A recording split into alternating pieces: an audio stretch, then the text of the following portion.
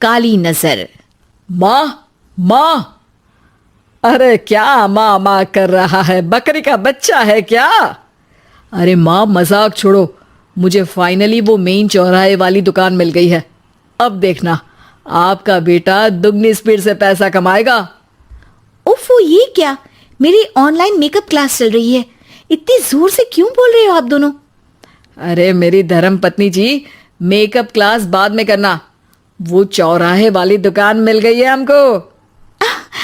अरे वाह, रुको, मैं अपनी माँ को फोन लगाकर बता देती हूँ। अरे मैं भी अपने रिश्तेदारों को बता देती हूँ। कितनी खुशी की बात है। हाँ हाँ, मैं भी अपने दोस्तों को बता देता हूँ। 1 हफ्ते बाद रजिस्ट्री है। बस घर में खुशी का मौका था। उन तीनों ने अपने अपने फोन उठाए और लोगों में बात फैलाना शुरू कर दिया।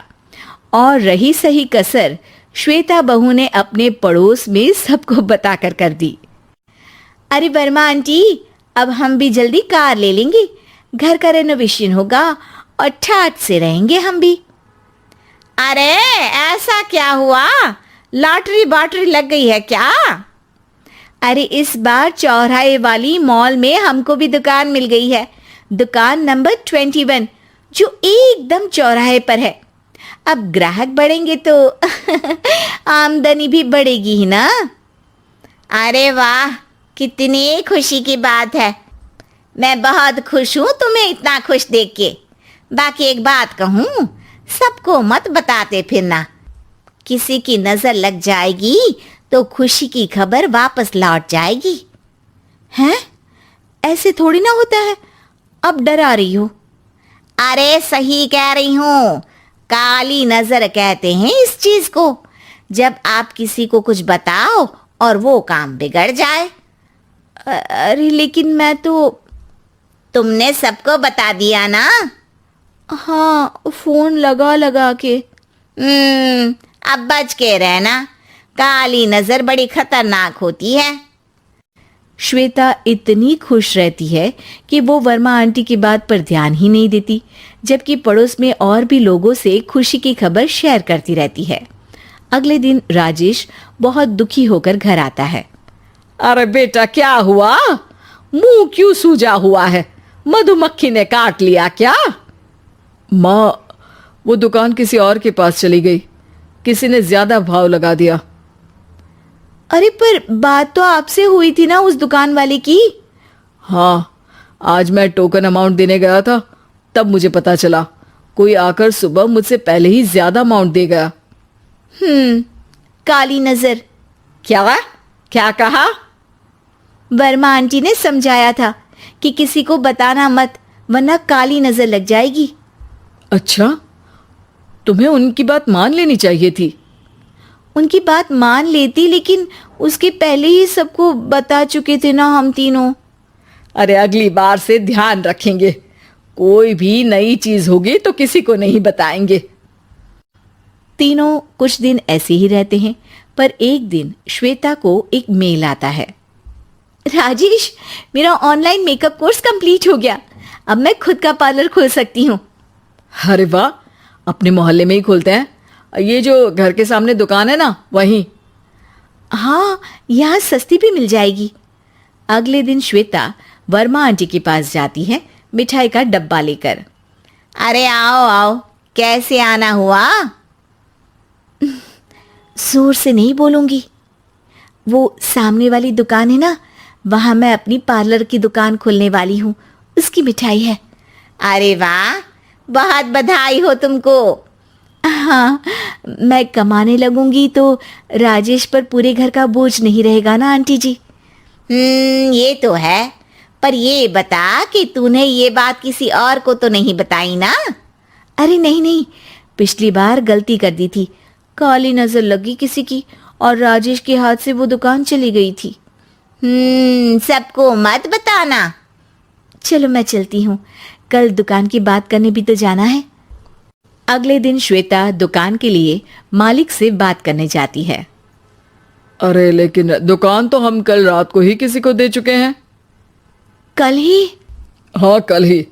2 दिन बाद कोई यहाँ पार्लर भी खोल लेगा। अब कहीं और दुकान देख लीजिए।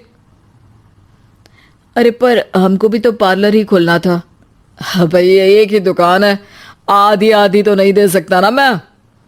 राजेश और श्वेता घर पर हताश होकर आ जाते हैं। इस बार तो किसी को बताया भी नहीं था, अब किसकी काली नजर लग सकती है। सुनो, तुमने माँ को बताया था क्या? अरे कैसी बात कर रही हो, माँ की नजर थोड़ी ना लगेगी। पक्का तुमने किसी को नहीं बताया था ना? सिर्फ वर्मा आंटी को बताया था, उन्होंने ही मुझे किसी को नहीं बताने को कहा। अरे यार, तुम भी सही हो, मेरी माँ को नहीं बताने को कह रही हो, पर वर्मा आंटी को बताना तुम्हें जरूरी लगा। अरे वर्मा आंटी ने ही तो काली नजर के बारे में बताया था ना, वो हमेशा हमारा भला ही तो चाहती है। मेरी माँ भी हमारा भला ही चाहती है। अरे पर चिल्ला क्यों रहे हो, बात नहीं कर सकते क्या आराम से? नहीं आता वो आराम से बात करना, और करना भी नहीं चाहता हूं मैं। दुकान जाने का दुख गुस्से में बदल गया था और राजेश और श्वेता में बात बंद हो गई थी। 2 दिन बाद मोहल्ले में पार्लर का इनॉग्रेशन हुआ, जिसमें मोहल्ले के सभी लोगों को बुलाया गया, पर श्वेता, राजेश और माँ नहीं जाते। माँ, अंदर आ जाओ, क्या देख रही हो? अरे नया पार्लर देख रही हूं अपने आंगन से। देखो, माँ को दूसरे का सुख देखने में कितना मजा आ रहा है, मेरा दुख नहीं दिख रहा इन्हें। यह मेरा पार्लर भी तो हो सकता था। अरे चुप रहो यार, हर बात में लड़ाई क्यों ढूंढ रही हो? राजेश और श्वेता फिर बहस करने लगते थे। तभी माँ ने दोनों को बाहर बुलाया। अरे जरा देखो तो, दुकान चलाने वाले का बोर्ड पर नाम क्या लिखा है? श्रुति वर्मा। गाड़ी निकाल बेटा, हमें कहीं जाना है। काली नजर का इलाज कराने? राजेश अपनी बाइक निकालता है। तीनों ट्रिपलिंग कर रहे हैं। माँ राजेश को उस मॉल वाली दुकान पर लेकर जाती है जहां राजेश अपनी दुकान खोलने वाला था। यही दुकान लेना चाहता था ना तू? हाँ, पर इनको भी दुखी करने लेकर आई हो क्या यहाँ पर दुकान दिखाकर? वह काफी नहीं था? अरे श्वेता, थोड़ा सब्र रख, अभी पता चलेगा कि हम यहाँ क्यों आए हैं। बता, इस दुकान चलाने वाले का नाम क्या है?